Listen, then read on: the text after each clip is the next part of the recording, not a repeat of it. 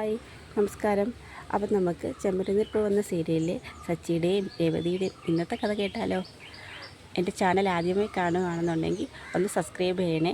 Video ഇഷ്ടപ്പെടുകയാണെങ്കിൽ like ചെയ്യണേ, comment ചെയ്യണേ. അങ്ങനെ നമ്മുടെ രേവതിയും കൂട്ടിക്കൊണ്ട് സച്ചി രേവതിയുടെ സ്കൂട്ടറിൽ മാല കൊടുക്കാനായിട്ട് ഇങ്ങനെ പോവുകയാണ്. പോകുന്ന വഴിക്ക് രേവതിയും സച്ചിയും തമ്മിൽ ഒരുപാട് സംസാരിക്കുന്നുണ്ട്. സച്ചി ഇങ്ങനെ പോവുകയാണ്.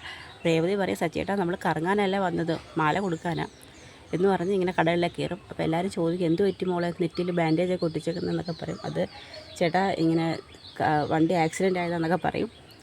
അപ്പോൾ സച്ചിയുടെ അടുത്ത് പറയും, സച്ചിയേട്ടാ എത്രയും പെട്ടെന്ന് ഇത് അഴിക്കണം, അല്ലെങ്കിൽ എല്ലാവരും ഇങ്ങനെ ചോദിക്കുന്നതെന്ന് പറയും. കുറച്ച് ദിവസം കഴിയട്ടെ.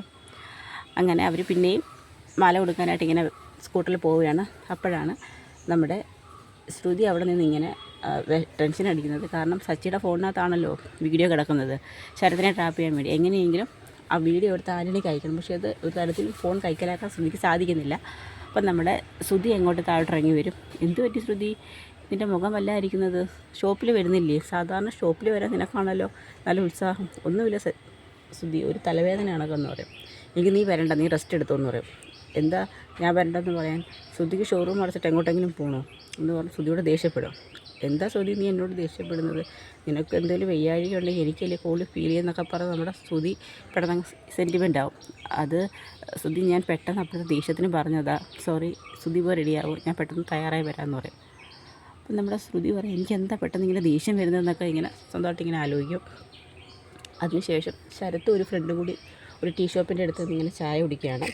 ആ സമയത്ത് ശരത്ത് പറയും, പെട്ടെന്ന് കുടിക്കടാ, സമയം ഒരുപാട് ലേറ്റായി, പെട്ടെന്ന് കോളേജിലെത്തണമെന്ന് പറയും. ആ സമയത്താണ് നമ്മുടെ ആൻ്റണി കാറിലെ ആൻ്റണിയുടെ ഗുണ്ടകളുമായിട്ട് ഇങ്ങനെ പാസ് ചെയ്യുന്നത്. അപ്പം അവർ പറയും, ഇതേ ആൻ്റണിയേട്ടാ ശരത്ത് അവിടെ നിൽക്കുന്നതെന്ന് പറയും. എൻ്റെ കൂടെ ആയിരുന്നപ്പം അവന് വയറ് നിറച്ച് ബിസ്കിയും ബിയറും ഒക്കെ ആയിരുന്നു കുടിച്ചുകൊണ്ടിരുന്നത്. ഇപ്പം ചായ കുടിക്കുമെന്ന് പറയും. എന്നാടെ ഈ കാശ് കൊണ്ട് ആ കടയിൽ കൊടുക്കാൻ പറയും. അത് വേണം ആൻ്റണിയേട്ടാ, അത് കൊടുത്താൽ അവൻ പേടിക്കത്തില്ലെന്ന് പറയും. നീ പറഞ്ഞ അനുസരിച്ചാൽ മതിയെന്ന് പറഞ്ഞ് പൈസയായിട്ട് അയാളെ കൂടെ ചെല്ലും. ഉടനെ ശരത്തെ എന്ന് പറഞ്ഞ് വിളിക്കും, എന്നാ പൈസയെന്ന് പറയും. എന്തിന്? അവൻ്റെ ആൻ്റണി തന്നുവിട്ടായിരിക്കും. അവൻ്റെ കൂടെ ഉള്ള സമയത്ത് എനിക്ക് ചായ കുടിക്കാൻ പോലും ഗതിയില്ലെന്ന് അവൻ കരുതിയായിരിക്കും തന്നു വിട്ടത്. ഇത് അവനെ തിരിച്ചു കൊടുത്തേരെ. അത് നീ ആൻ്റണിയായിട്ടോട് ഇങ്ങനെ സംസാരിക്കരുത്. എനിക്കിനി ആരോടും സംസാരിക്കാനില്ല. ഞാനിനി അവനുമായിട്ട് ഒരു ചങ്ങാത്തത്തിനുള്ളെന്ന് പറഞ്ഞില്ലേ. ഞാൻ നല്ലോണം പഠിച്ച് നല്ലൊരു ജോലി മേടിച്ചെടുത്തോളാം. ഇനി മേലെ എൻ്റെ പുറകെ വരുമെന്ന് അവൻ്റെ അടുത്ത് പറഞ്ഞേക്കണം എന്നൊക്കെ പറഞ്ഞ് ശരത്തങ്ങ് പോവും. അപ്പോഴത്തേക്ക് നമ്മുടെ ശരത്തിന് പോകുന്ന സമയത്ത് നമ്മുടെ ആൻ്റണിയോട് ചെന്ന് അയാളുടെ കൂട്ടുകാർ പറയും, അത് ആൻ്റണിയേട്ടാ അവൻ പൈസയൊന്നും മേടിച്ചില്ല എന്ന് പറയും. അവൻ അത്രയ്ക്ക് നിൽക്കാനോ, അവനെ ട്രാപ്പിലാക്കാനുള്ള വഴിയൊക്കെ എനിക്കറിയാമെന്ന് പറയും. ഉടനെ ഫോൺ എടുത്ത് വെച്ച് ശ്രുതിയെ വിളിക്കും. എന്താ ശ്രുതി ഞാൻ പറഞ്ഞ കാര്യം? അത് ആൻ്റണി, അത് എനിക്ക് സച്ചിയുടെ ഫോൺ കൈക്കലാക്കാൻ കഴിഞ്ഞില്ല, ഞാൻ ശ്രമിച്ചുകൊണ്ടിരിക്കുക അത്, പക്ഷേ എത്രയും പെട്ടെന്ന് തന്നെ ഞാനത് നിനക്കത് അയച്ചു തരാമെന്ന് പറയും. എനിക്ക് ധൃതിയൊന്നുമില്ല, നീ എനിക്കുള്ള സഹായം ചെയ്തു തരുന്നത് വൈകും തോറും നിനക്ക് നവീൻദാസിനെ കൊണ്ടുള്ള ശല്യം കൂടിക്കൊണ്ടിരിക്കുമെന്ന് പറയും. ഇല്ല ആൻ്റണി, എത്രയും പെട്ടെന്ന് ഞാൻ ചെയ്തു തരാമെന്ന് പറയും. ശരി എന്ന് പറഞ്ഞ് നമ്മുടെ ആൻ്റണി ഫോൺ കട്ട് ചെയ്യും. അതിനുശേഷം നമ്മുടെ സച്ചിൻ രേവതിയും കൂടി സ്കൂട്ടറിൽ ഇങ്ങനെ പോകുന്ന സമയത്ത് ആൻ്റണി അവരെ കാണും. അപ്പോൾ ചോദിക്കും, ഇത് സച്ചിൻ രേവതിയല്ലേ പോകുന്നത്, രണ്ടെണ്ണത്തിന് ഇന്ന് തന്നെ തീർക്കാമെന്ന് പറഞ്ഞുകൊണ്ട് ചവിട്ടി വിടാമെന്ന് പറയും. അങ്ങനെ പെട്ടെന്ന് വണ്ടി ഓവർടേക്ക് ഇങ്ങനെ ഓവർ സ്പീഡ് വരികയാണ്. അപ്പോഴത്തേക്ക് നമ്മുടെ രേവതി സച്ചിയോട് ഒത്തിരി സംസാരിക്കുന്നുണ്ട്.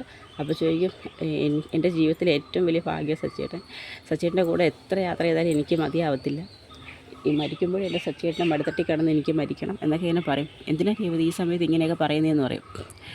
അപ്പോഴത്തേക്ക് പെട്ടെന്ന് ഈ വണ്ടി കൊണ്ട് ഇങ്ങനെ തട്ടാനായിട്ട് വരുമ്പം സച്ചി ഈ മിറർ ഗ്ലാസ്സിൽ കൂടി കാണും ഇയാൾ ഫോളോ ചെയ്യുന്നത്. ആൻ്റണിയാണെന്നറിയില്ല, ഒരു വണ്ടി ഫോളോ ചെയ്യുന്നതാണ്. പെട്ടെന്ന് സച്ചി വെട്ടിത്തിരിക്കുമ്പോഴത്തേക്ക് വണ്ടി അങ്ങ് സൈഡിലോട്ട് വീഴും. ഈ ആൻ്റണിയുടെ വണ്ടി അങ്ങ് മുൻപോട്ട് പോവുകയും ചെയ്യും. അവിടെ എന്ത് പറ്റി സച്ചിയേട്ടാന്ന് പറഞ്ഞു. സച്ചി പെട്ടെന്ന് ഓടി ചോദിക്കുമ്പോഴത്തേക്ക് വണ്ടി ജസ്റ്റ് മിസ്സായിപ്പോവും. നമ്മളെ ആരോ അപകടപ്പെടുത്താൻ നോക്കിയത് രേവതി, ഇപ്പോൾ പോയാൽ അവനെ പിടിക്കാം എന്ന് പറയും. അതൊന്നും വേണ്ട സച്ചിയേട്ടാ, ജസ്റ്റ് മിസ്സേ ഉള്ളൂ രേവതി, എനിക്ക് ഞാൻ ഇപ്പം വണ്ടിയുടെ നമ്പർ കണ്ടുപിടിച്ചുകൊണ്ട് വരാമെന്നൊക്കെ പറയും. അതൊന്നും വേണ്ട, ഏതെങ്കിലും കള്ളുകുടിയന്മാർ കള്ളുകുടിച്ചിട്ട് വണ്ടി ഓടിക്കുന്നതായിരിക്കും, അതാ വണ്ടി അങ്ങനെ പോയത്. ഇതല്ല, ഇത് മനഃപൂർവ്വം അപകടപ്പെടുത്താൻ തന്നെ വന്നതാന്ന് പറയും. അങ്ങനെ രേവതി ഒരു വിധത്തിൽ സച്ചിയെ സമാധാനിപ്പിച്ച് തിരിച്ച് വീട്ടിൽ കൊണ്ടുവരും. വീട്ടിൽ വന്നതിന് ശേഷം അവർ രണ്ടുപേരും അന്നത്തെ വരവ് ചിലവ് കണക്കുകളെക്കുറിച്ചൊക്കെ പറയും. നമ്മൾ ഫുഡ് കഴിച്ചതും പിന്നെ ചായ കുടിച്ചതും പിന്നെ എല്ലാം ചെയ്തതിന് ശേഷം ഇന്നത്തെ ലാഭം ഒരു 2500 രൂപയുണ്ട്. ആഹാ കൊള്ളാമല്ലോ, ഇനിയും ഒരുപാട് ബിസിനസ് നടക്കണം സച്ചിയേട്ടാ എന്ന് പറയും. അങ്ങനെ ലാഭമെല്ലാം കിട്ടിയതിന് ശേഷം സച്ചിക്കും സന്തോഷമാവും. ഇങ്ങനെയാണെന്നുണ്ടെങ്കിൽ നീ എനിക്കൊരു കാറും കൂടി മേടിച്ച് തരുമല്ലോ രേവതി. ഒന്നല്ല സച്ചിയേട്ടൻ, ഞാൻ 10 കാർ മേടിച്ച് തരും, വെറുതെ കൊതിപ്പിക്കല്ലേ എന്നൊക്കെ പറയും. അപ്പോഴേ നമ്മുടെ സച്ചി പറയും, എങ്കിൽ നമുക്ക് ഇന്നൊരു സിനിമയ്ക്ക് പോയാലോ? സിനിമയ്ക്ക് പോയാലോ? ആ, നമുക്ക് സന്തോഷമുള്ള ദിവസമല്ലേ ഇന്ന്. സന്തോഷം വരുമ്പോൾ നമുക്ക് ഇഷ്ടമുള്ള സ്ഥലത്തെല്ലാം പോകണം, ഇഷ്ടമുള്ളതെല്ലാം ചെയ്യണം, ഇഷ്ടമുള്ള ഭക്ഷണം കഴിക്കണം എന്നൊക്കെ നമ്മുടെ സച്ചി പറയും. അപ്പോൾ രേവതി പറയും, അതൊക്കെ സത്യമാണ്, പക്ഷേ ഇപ്പോൾ സിനിമയ്ക്കൊന്ന് പോകണം സച്ചിയേട്ടാ, നമുക്ക് അതിൻ്റെ ഒന്നും ആവശ്യമില്ല. ഇപ്പം നമുക്ക് എങ്ങനെയെങ്കിലും നമുക്ക് റൂം കെട്ടണമെന്ന് പറയും. റൂം കെട്ടാൻ രേവതി എന്ന് നമ്മുടെ സച്ചി പറയും. വീട്ടിലെല്ലാവർക്കും റൂമുണ്ട്, നമുക്ക് മാത്രം റൂമില്ല. കണ്ടോ, ഇപ്പോഴും നമ്മൾ ഈ ഹോളിൽ തന്നെയല്ലേ കിടക്കുന്നത്. എത്രയും പെട്ടെന്ന് നമുക്ക് റൂം കെട്ടണം, പൈസ എല്ലാം സമ്പാദിച്ച് വെക്കണം. അതിനുശേഷം പൈസ എല്ലാം സമ്പാദിച്ച് ആയതിന് ശേഷം നമുക്ക് ഇഷ്ടമുള്ള കണക്കെല്ലാം ജീവിക്കാമെന്ന് പറയും. കല്യാണത്തിന് ശേഷം എൻ്റെ എല്ലാ സ്വാതന്ത്ര്യവും പോയി. എന്ത് സ്വാതന്ത്ര്യം പോയി? കല്യാണത്തിന് മുമ്പാണെന്നുണ്ടെങ്കിൽ എനിക്ക് ഇഷ്ടമുള്ള സ്ഥലത്തെല്ലാം പോവാം, എൻ്റെ ഫ്രണ്ട്സുമായിട്ട് അടിച്ചു പൊളിക്കാമായിരുന്നു, എത്ര സിനിമയ്ക്ക് ഞാൻ പോകുമെന്നറിയാമോ? കല്യാണത്തിന് ശേഷം എൻ്റെ എല്ലാ സ്വാതന്ത്ര്യം പോകുന്നൊരു അങ്ങനെയാണോ പറയും. ആഹാ, അപ്പോൾ സച്ചിയേട്ടന് കല്യാണത്തിന് ശേഷം ഒരു സന്തോഷമില്ലെന്ന് പറയുന്നത്, സന്തോഷമില്ലെന്നൊന്നും ഇല്ല എന്ന് പറഞ്ഞാൽ പെട്ടെന്ന് നമ്മുടെ രേവതിയുടെ മടുത്തിട്ടിലോട്ട് സച്ചിയൻ കിടക്കുവാണ്. അപ്പോൾ പറയും, എന്നാലും ഒരു സിനിമയ്ക്ക് പോകുന്നൊരു കുഴപ്പമൊന്നുമില്ല, പോകാം സച്ചിയേട്ടാ, നമുക്ക് നമ്മുടെ ബാധ്യതകളെല്ലാം തീർന്നതിന് ശേഷം നമുക്ക് ഇഷ്ടമുള്ളതുപോലെ നമുക്ക് ജീവിക്കാമെന്ന് പറയും. അങ്ങനെ അവർ രണ്ടുപേരും കൂടി സന്തോഷകരമായിട്ട് സംസാരിക്കുന്നിടത്ത് നമ്മുടെ ഇന്നത്തെ കഥ അവസാനിക്കുകയാണ്. ഇതിൻ്റെ വരും കഥകളാണ് നമ്മളിനി കാണാൻ പോകുന്നത്. അപ്പോൾ എല്ലാവർക്കും ഒരു ശുഭദിനം നേരുന്നു. നന്ദി.